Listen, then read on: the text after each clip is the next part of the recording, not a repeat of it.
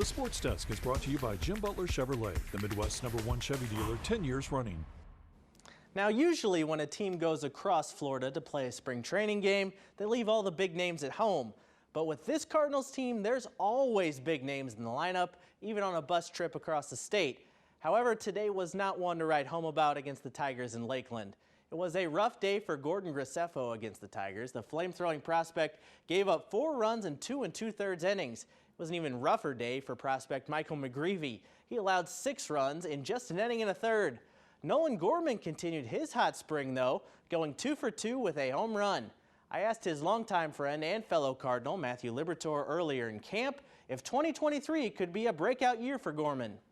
I don't think he's even scratched the surface of his own potential yet. I've played with him a long time, and I know him really well, and I've seen him do some really incredible things in our lifetimes, and I really think he's just getting started.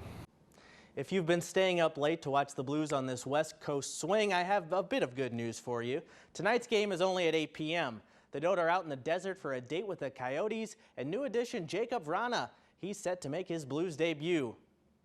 Left side on the attack. Kessler bodies hit the ground. 3 at the buzzer. Well, the shot of the season in high school basketball came last night in Jacksonville, Illinois. That was Waterloo Jabot's Cameron Hanvey beating the buzzer to give the Hawks a 45-44 win over Illini Bluffs to send them to the state Final Four in Class 1A. It's their first trip to state since 1999. Congrats to East St. Louis as well, who is also headed to state after a double OT win over Sacred Heart Griffin.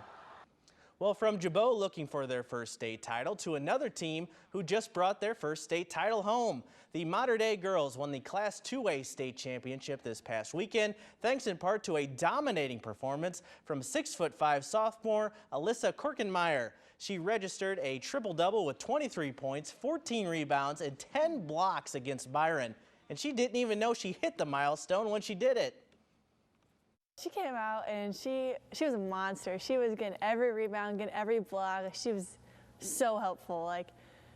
I don't know what came out, but I'm glad it did. I heard the fan section, they were yelling triple-double, and I looked up at the big screen in the middle, and I saw it, and I was like, wow, I just did that.